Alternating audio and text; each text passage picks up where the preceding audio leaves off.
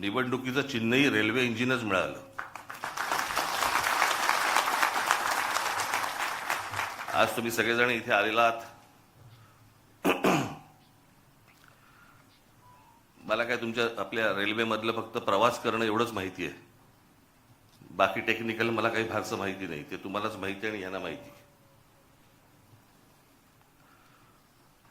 परंतु ते जे आंदोलन झालं होतं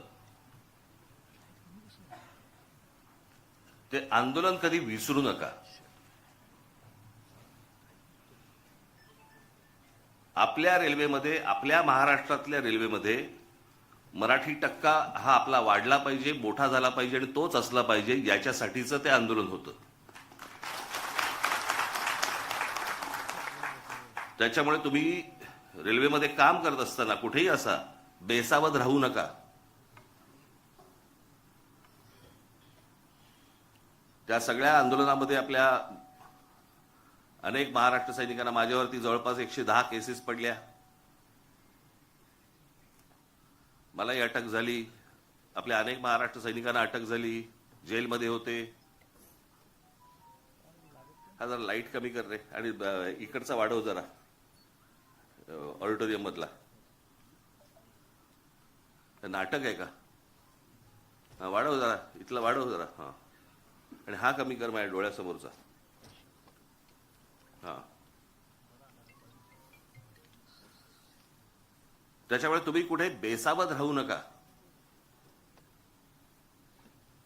त्यावेळेला आठवतंय तुम्हाला, साधा प्रश्न होता तो की महाराष्ट्रामध्ये जर समजा रेल्वे भरती आहे तर त्या रेल्वे भरतीच्या जाहिराती या उत्तर प्रदेश, बिहारच्या वर्तमानपत्रात काय येतात, माझ्या महाराष्ट्राच्या वर्तमानपत्रांमध्ये का येत नाहीत?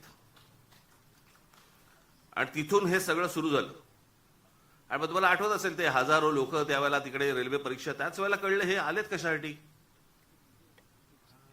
ही कोण माणसं आहेत, कशासाठी आली आहेत. सगळे रेल्वेचे प्लॅटफॉर्म सगळे भरलेत, झोपलेत सगळेजण, कशासाठी बसलेत, कोण आहेत हे.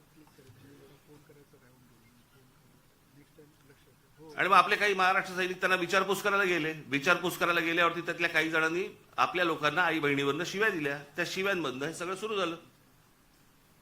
आणि तेव्हा कळलं की महाराष्ट्रामध्ये नोकऱ्या आहेत, महाराष्ट्रातल्या तरुणी ह्या वणवण फिरतायत नोकरीसाठी, आणि महाराष्ट्रातल्या नोकऱ्यांच्या जाहिराती या उत्तर प्रदेश, बिहारमध्ये येत आहेत आणि आपल्याला कल्पना नाही.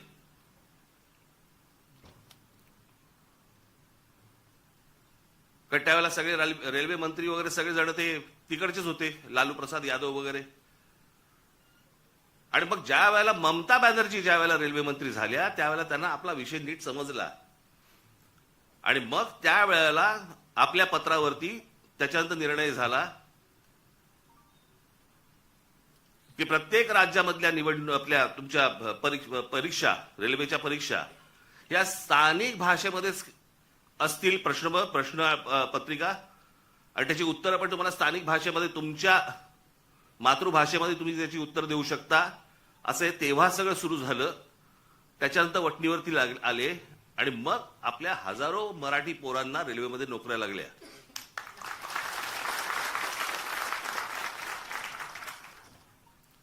आज त्या सगळ्या गोष्टीला जवळपास 18 वर्ष झाली. पण हे कशासाठी झालं, का झालं, हे तुम्ही विसरता कामा नये. अनेक आपली आंदोलनं झाली. आज महाराष्ट्रामध्ये तुम्हाला मोबाईल फोन उचलल्यावरती पहिल्यांदा जे मराठीमध्ये ऐकू येतं ना, ते महाराष्ट्र नवनिर्माण सेनेच्या आंदोलनानंतर सुरू झालं. तोपर्यंत मोबाईलवरती फक्त हिंदी आणि इंग्रजी होतं.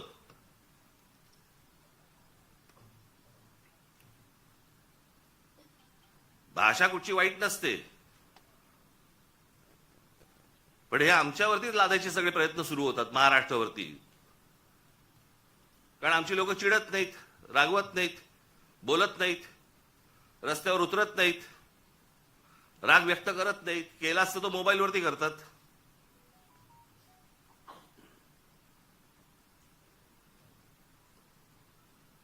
त्याच्यामुळे तुम्ही तुमच्या आपल्या रेल्वे स्टेशन्स असतील, रेल्वे भरती असेल, याच्यावरती तुम्ही लक्ष ठेवलं पाहिजे की प्लॅटफॉर्मवरचे स्टॉल्स कोणाला दिले जात आहेत, कोण भरती होत आहेत, कोण माणसं आहेत. बेसावध राहू नका. सतत जे सांगतो ना, पायाखालची जमीन एकदा सरकली गेली ना की परत नाही मिळत.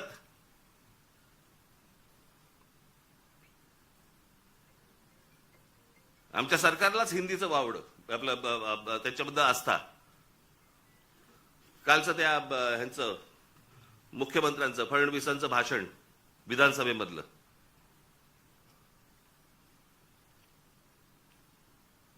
ते काय ते कुठला मिसिंग लिंक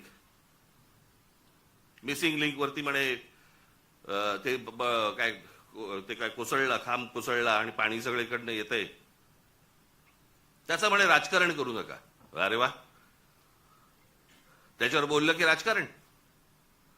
मग इतकी वर्ष आपण काय करत होतात? दुसऱ्यांच्या सरकार जेव्हा होती दुसऱ्यांची, त्यावेळेला तुम्ही काय करत होतात? त्यावेळेला जी आंदोलनं झाली ते राजकारण नव्हतं. स्वतःच्या अंगाशी आल्यावरती ते राजकारण, विरोधकांचं राजकारण, असं कसं होईल? आणि काय म्हणतायत म्हणे, एक वेळ मला बोला पण महाराष्ट्राचा अपमान मी सहन करणार नाही. वा रे वा, लोक त्या मिसिंग लिंक बद्दलच बोलतायत, महाराष्ट्राचा कुठे अपमान करतायत? पण ते काय सगळं घेऊन जायचं म्हणजे ते वरपासून खालपर्यंत आता काय सवय लागली आहे? केंद्र सरकारच्या कुठच्या गोष्टींबद्दल बोललं की तुम्ही देशविरोधी. आता केंद्र सरकारची कामं आहेत ती, त्याच्यात देशाचा काय संबंध? आता मिसिंग लिंक बद्दल बोललं तर याच्यात महाराष्ट्राचा अपमान कुठे आला? लोकांनी प्रश्नही नाही विचारायचे. काय झालंय ते, इतके दिवस जे मोबाईल फोनवरनं विरोधकांना जे करत होते ना, शिव्या घाल, वाटेल ते बोल, हे जे सगळे त्यांच्या ठेवलेल्या टीम्स आहेत ना, हे जे सगळं सुरू होतं ना, ते आता अंगलट आलंय. आता ह्यांच्या दामदुपटीने ह्यांच्या अंगावरती येत आहे आणि त्याच्यामुळे लागले आता त्रास व्हायला लागला त्याचा. आपणच सुरू केल्यात त्या गोष्टी. गेल्या 10-12 वर्षातच या सगळ्या गोष्टी मोठ्या प्रमाणावरती सुरू झाल्या. विरोधकांना वाटेल ते बोलणं,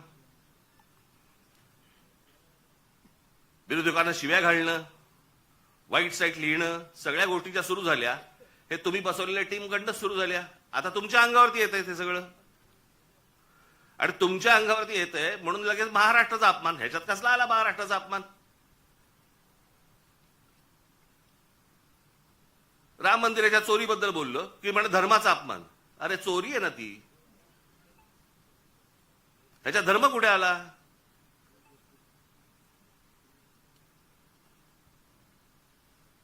बरं, त्या मंदिराबद्दल आम्हालाही आस्था आहे, प्रत्येक हिंदूला आस्था असेल.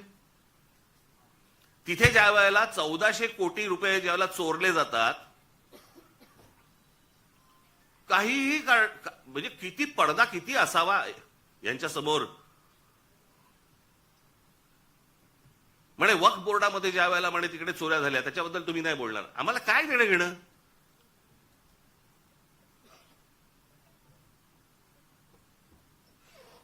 राम मंदिरामध्ये लोकांनी जे दानपेटीमध्ये टाकलं, जे श्रद्धेने त्या मंदिरासाठी दिलं, त्याची जर समजा चोरी होत असेल त्याच्याबद्दल बोलणार नाही, बोलायचं नाही.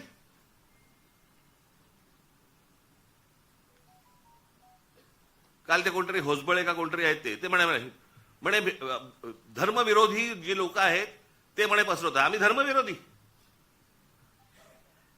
हा देश काय धर्मविरोधी आहे?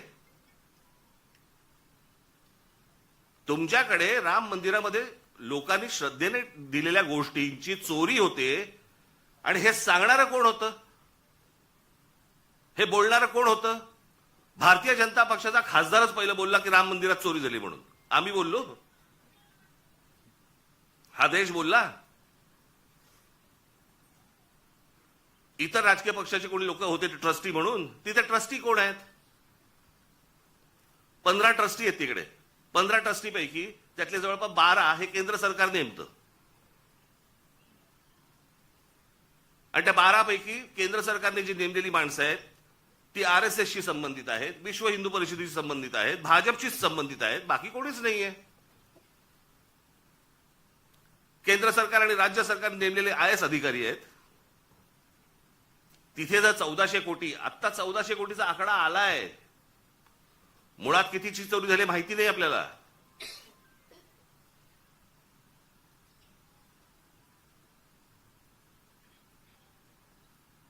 चोरी झाल्यावरती समजा असं पकडा, आत्ता दुसऱ्यांचं कोणातरी सरकार असतं आणि राम मंदिरामध्ये चोरी झाली असती, भारतीय जनता पक्षाने काय केलं असतं, RSSने काय केलं असतं, विश्व हिंदू परिषदेने काय केलं असतं?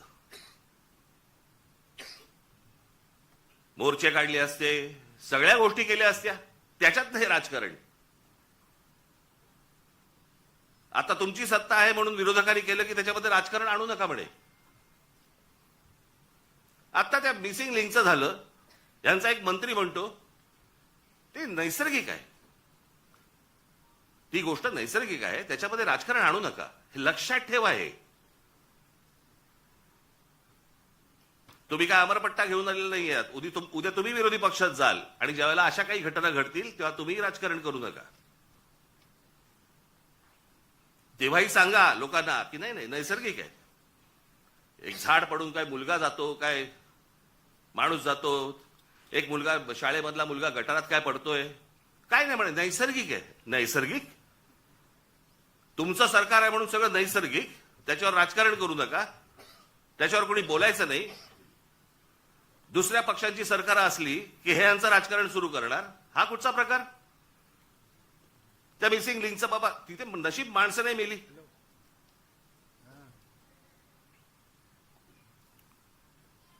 गंमत बघा, त्या मागे 2005 ला मुंबईमध्ये आला होता ना फ्लड, ते सगळं पाणी वगैरे तुंबलं होतं. 1000 मिलीमीटर पाऊस पडला होता, 1000 मिलीमीटर. काही 2-3 तासाच्या अंतरात त्याला मुंबईची ही हालत झाली होती. 1000 मिलीमीटर. आणि आता 300-350 मिलीमीटर पाऊस पडलाय. मुंबई तशीच तुंबलेलीच आहे.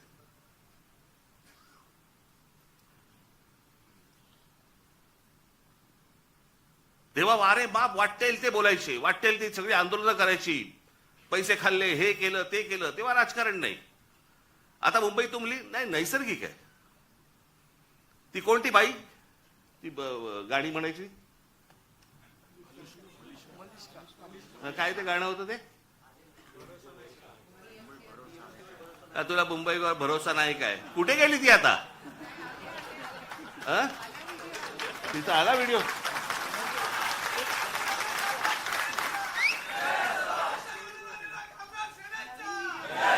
नवीन व्हिडिओ आहे का, जुनाच टाकलाय? नवीन केला असेल तर चांगलं आहे, कोणाला पाहिलेली नाही ती. पण जेव्हा तेव्हा गात होती तेव्हा सुख घेतलं.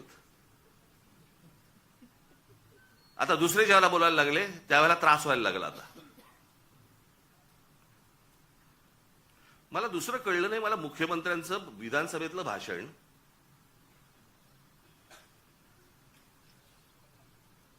की या मिसिंग लिंक प्रकरण हे उत्तम दर्जाचं ते काय काय कन्स्ट्रक्शन आहे वगैरे वगैरे सगळं झालं, आणि ह्याचं जर समजा कोणी राजकारण करत असेल आम्ही बघून घेऊ त्याला. मुख्यमंत्री आहेस ना तू, बघून घेऊ. बरं झालं ते झालं. पुढे वाक्य संपल्या हिंदीतून सुरू झाले. मिसिंग लिंक के बारे में अगर कोई राजनीति करे, कोणासाठी हिंदी बोललात? समोरचे आमदार मराठी, महाराष्ट्राची विधानसभा, महाराष्ट्राच्या विधानसभेमध्ये आमचा मुख्यमंत्री, महाराष्ट्राचा मुख्यमंत्री हिंदीत बोलतो. कशासाठी? कोणाला सांगायचं होतं? कदाचित आपल्याच पक्षातल्या वरच्या लोकांना सांगायचं असेल, बघून घेईन.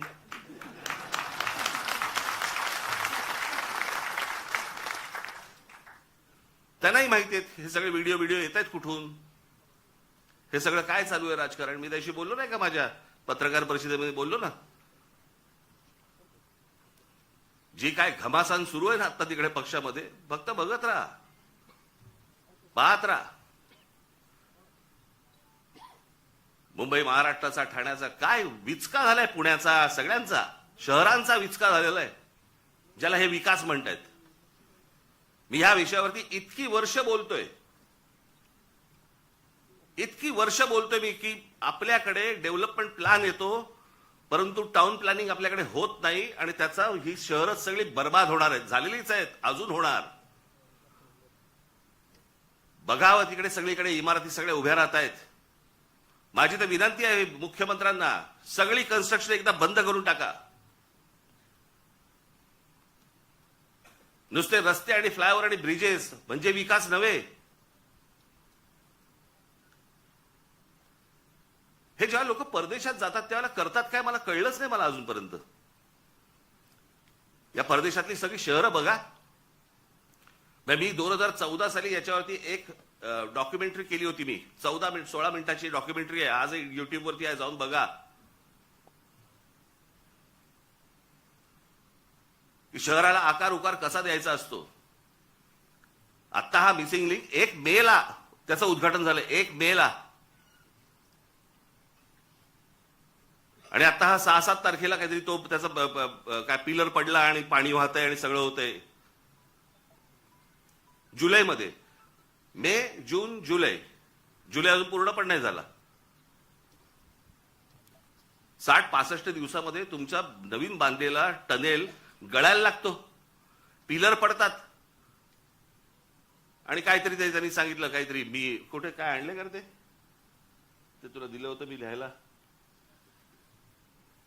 कॅनडामधनं आम्ही त्याचा रिसर्च केलाय आणि मग त्यांनी त्यांचं डिझाईन केलंय. मग इंडोनेशियामधनं आम्ही पाईप हे आणलेत, मग जर्मनीमधनं हे केलंय, अजून काहीतरी केलंय.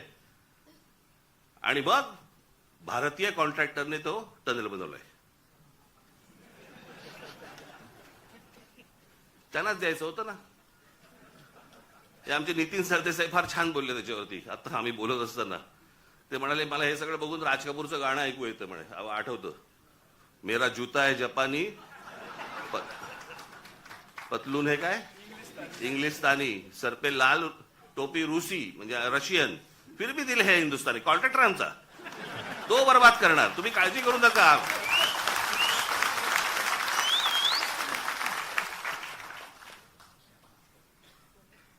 या मध्यंतरी कंत्राटदारांचे व्हिडिओज आले होते.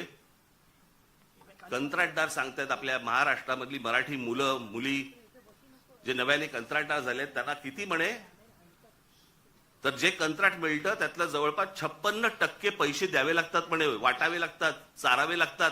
56%. भाई ज्याच्यासाठी काम काढलंय ते काम त्यांनी 44% करायचं. तुम्हाला असेच रस्ते मिळणार, असेच खड्डे मिळणार.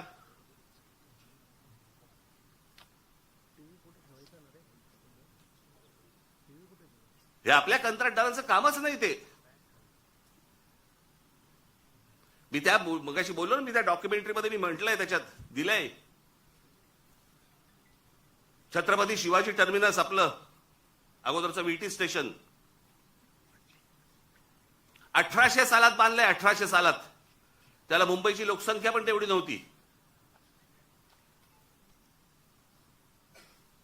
1800 सालात बांधलेलं रेल्वे स्टेशन आज लोकांना पुरतंय. इतकी लोकसंख्या वाढल्यानंतर पण ह्याला म्हणतात विजन. याला म्हणतात हे काय होऊ शकतं, हे किती लोकांना पुरू शकतं.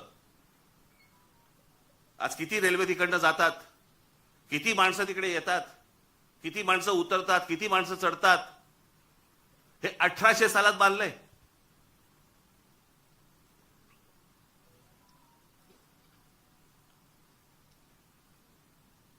अमेरिकेमधली एम्पायर स्टेट बिल्डिंग, किती उदाहरणं द्यायची हो जगामधली तुम्हाला.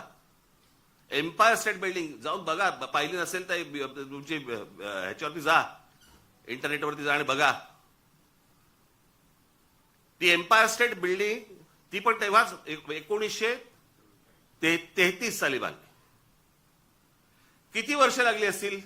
ती साधारणपणे 110 मजली उंच आहे. 110 मजली म्हणजे आता हा हॉल आहे ना, या हॉलच्या चौपट असेल, 5 पट असेल उंच, 5 पट 6 पट असेल जास्ती. एवढा त्याचा फ्लोअर आहे. 110 मजली उंच आहे ती. किती वर्ष लागली असतील त्याला. ती इमारत बांधायला, त्या इमारतीमध्ये खाली ग्राउंड फ्लोअरला बेसमेंटमध्ये एक बॉम्बस्फोट झालाय. त्या इमारतीवरती एक छोटं विमान, परंतु एक विमान आदळलेलं आहे. आजही ती ताठ मानेने उभी आहे इमारत. एम्पायर स्टेट बिल्डिंग किती वर्षात बांधली? 14 महिन्यात. 14 महिन्यात बांधलेली इमारत आहे ती. 14 महिन्यात 1800 साली बांधलेल्या इमारतीला आजही काही होत नाही. त्यांनी बांधलेले ब्रिजेस बघा, त्यांनी बांधलेले फ्लायओव्हर्स बघा. आज ब्रिटिशांच्या काळामध्ये जे फ्लायओव्हर्स बांधले गेले, जे ब्रिजेस बांधले गेले, आपल्याला इंग्लंडवरनं आजही पत्र येतात बरं का. म्हणजे काय प्रकारची सिस्टीम असेल विचार करा. पत्र काय येतात, आम्ही असा असा इथे हा ब्रिज बांधला होता. अशा अनेक ब्रिज बद्दल आलेत ना त्यांची पत्र महाराष्ट्र सरकारला, असा इतरही सरकारना आलेत. असा ब्रिज बांधला होता, त्याची 100 वर्षाची आमची गॅरंटी संपलेली आहे.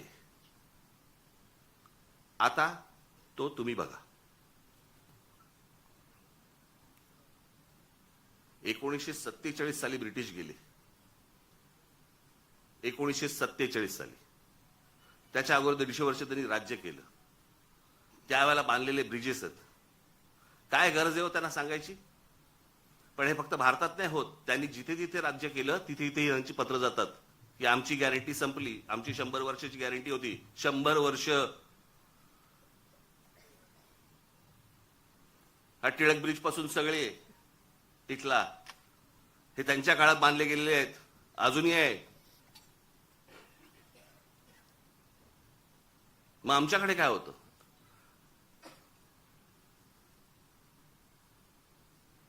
आमच्या रस्त्याला का खड्डे पडतात? बरं, ज्यांनी रस्ते बांधायचे आहेत ते आमचे नितीन गडकरी, ट्रान्सपोर्ट मिनिस्टर. म्हणजे पेट्रोलमध्ये इथेनॉल घातलं पाहिजे आणि मग ती गाडी कशी चालेल? आणि अरे पेट्रोलियम मंत्री बोलेल ना त्याच्यावरती. पेट्रोलियम मंत्री ब्र काढत नाही त्याच्याबद्दल, इथेनॉल बद्दल आणि पेट्रोल बद्दल. ट्रान्सपोर्ट मिनिस्टर ते ह्याच्यावरती प्रवचन देत आहेत. काय बोलायचं? मग कोणाचं काम कोण करतंय, काय चाललंय देशामध्ये, काही थांगपत्ताच नाही. आणि सगळे निगरगट्ट झालेले आहेत. परवा दिवशीच मी एका पत्रकाराला बोललो, म्हटलं चायला, म्हटलं असं झालेलं आहे, म्हटलं सरकारला परसाकडे साफ होते, आपणच कुंथत बसलोय. आपल्यालाच त्या सगळ्या गोष्टींचं वाईट वाटतं. हे काय चाललंय? झाडाच्या झाडं काढली जात आहेत, जंगलाच्या जंगलं उद्ध्वस्त होत आहेत. लोकांना राग येत नाही, लोक राग व्यक्त करत नाहीत. व्यक्त करायचं साधन मिळालंय मोबाईल फोन, त्याच्यावरती काहीतरी टाकलं, माझा राग व्यक्त झाला. तो राग मतदानामध्ये पण दिसत नाही. नेमकं हवंय काय आपल्याला? आपण नेमकं पुढच्या पिढ्यांसाठी आपण काय घडवून ठेवणार आहोत, काय करून ठेवणार आहोत?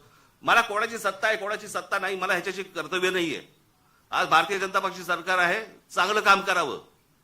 वाईट केलं बोलणार आम्ही, परंतु सगळेजण मस्तीत आहेत. त्यांच्या देशीचा एक आमदार, त्याला विचारलं काय चाललंय, म्हणे काल म्हणे झाड पडलं ना ते, त्याच्यात एक माणूस गेला, ते त्याच्यावरती चर्चा झाली. आज तो ते गटारातला जो मुलगा पडला त्याच्यावरती चर्चा झाली आणि हसतायत. भावना शून्य. आणि भावना शून्य एवढ्यासाठीच कारण तुम्हाला किंमत नाही. आमच्याकडे काय चालू आहे? आमच्याकडे शहरं कशी वाढतायत, शहरं कशी मोठी होत आहेत, आमच्या पुढच्या पिढ्यांसाठी आम्ही काय करून ठेवतोय, कसली चिंता नाही, कसलं काही नाही, विचार नाही. खासदार फोडता येतोय का? आमदार फोडता येतोय का? नगरसेवक फोडता येतोय का? आमची सत्ता टिकतेय का? याच्यावरती फक्त आमच्याकडे महाराष्ट्रात चर्चा सुरू आहे.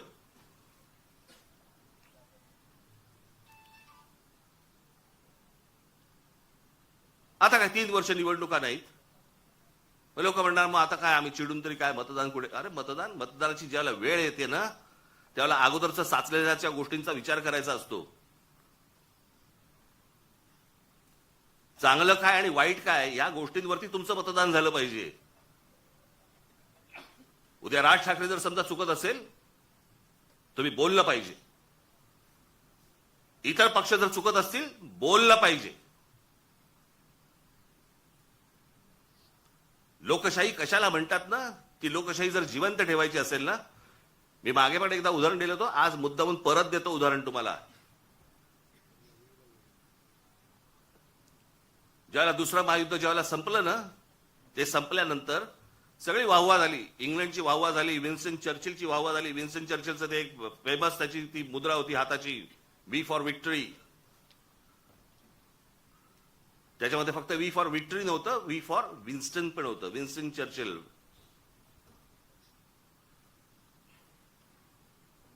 पण वी फॉर विक्टरी हा खास संदेश होता त्याच्यात. आणि जगामध्ये प्रचंड की विन्स्टन चर्चिलने या सगळ्या गोष्टी केल्या. आठ महिन्यांनी निवडणुका झाल्या आणि 8 महिन्यांनी निवडणुका झाल्यानंतर विन्स्टन चर्चिल आणि त्यांचा पक्ष हरला. इंग्लंडमध्ये विन्स्टन चर्चिल आणि त्यांचा पक्ष हरला. ज्याच्या नावावरती दुसरं महायुद्ध जिंकून दिल्याची गोष्ट होती तो 8 महिन्यानंतर निवडणुकीमध्ये हरला. पत्रकारांनी ज्यावेळेला लोकांना प्रश्न विचारले की या माणसाने असं एवढं युद्ध जिंकून दिलं, एवढी तुम्ही वाहवा केली, एवढं त्याला डोक्यावरती घेतलं आणि निवडणुकीला तो हरला कसा काय? सरसकट लोकांनी दिलेलं उत्तर होतं, युद्ध काळामध्ये तो योग्य होता, शांततेच्या काळात नाही. हे समजायला अक्कल लागते. याला समजायला, याला लोकशाही म्हणतात. चांगल्या गोष्टींसाठी काय असू शकतं, वाईट गोष्टींसाठी काय असू शकतं, चांगल्या गोष्टीत कोण काम करू शकतं, हे समजणारा समाज लागतो. मी नेहमी सांगतो ना की नुसतं शिक्षण घेऊन उपयोगाचा नसतो, शिक्षित असून उपयोगाचा नाही, माणूस सुज्ञ असावा लागतो.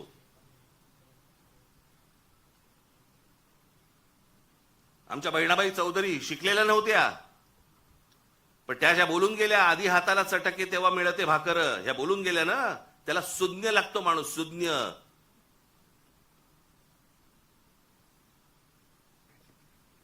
आणि ज्या देशामधला समाज सुज्ञ असतो त्या देशामध्येच प्रगती घडते. काय योग्य काय अयोग्य हे कळणं. नाही तर आम्ही आपल्या सकाळी उठायचं, कामावर जायचं, तेही जातात कामावर. जगामधला प्रत्येक माणूस कामावर जातो पण विचार करतो. आपण जर या गोष्टींचा विचार नाही केला कसं होणार मला जरा सांगा.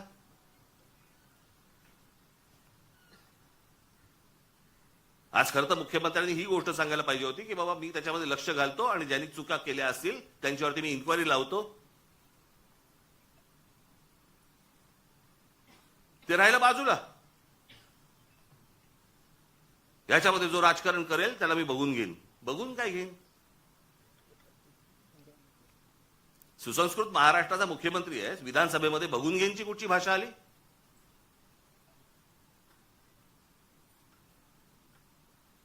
पण हे सगळं सुरू होतं. खासदार सांगतो, एक खासदार सांगतो मी बॉम्ब टाकीन, माझ्या नावावरती 5 मर्डर आहेत. हे आपल्या राज्यात होऊ शकतं आणि त्यांना हात लागत नाही कोणाचा, कारण सत्तेत गेलेत. हे बोलायची हिंमत कशी होते? कारण अंकुशच नाही कोणाचा, कोणाचाही अंकुश नाही. कुठे कुठचं काम चाललंय, तिकडे आता कुंभमेळ्याची कामं सुरू आहेत, तिथे पण सगळं गोंधळ आहे.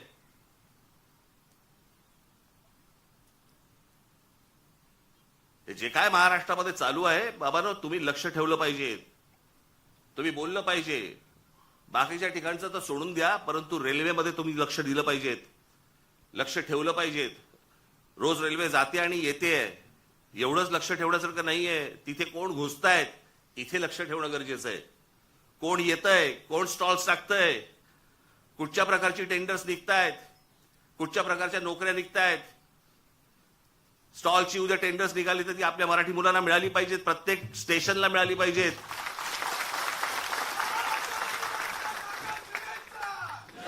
याच्यावर तुमचं बारीक लक्ष पाहिजे. ते जर बारीक लक्ष नसेल तर कसले काय चाटायचे वर्धापन दिन, काय करायचे वर्धापन दिन?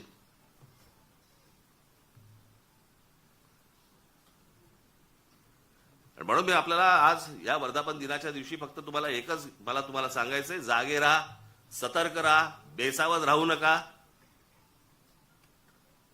आपला मराठी ठसा महाराष्ट्राच्या रेल्वेमधनं पुसला जाणार नाही याच्यासाठी काम करा. धन्यवाद. जय हिंद, जय महाराष्ट्र.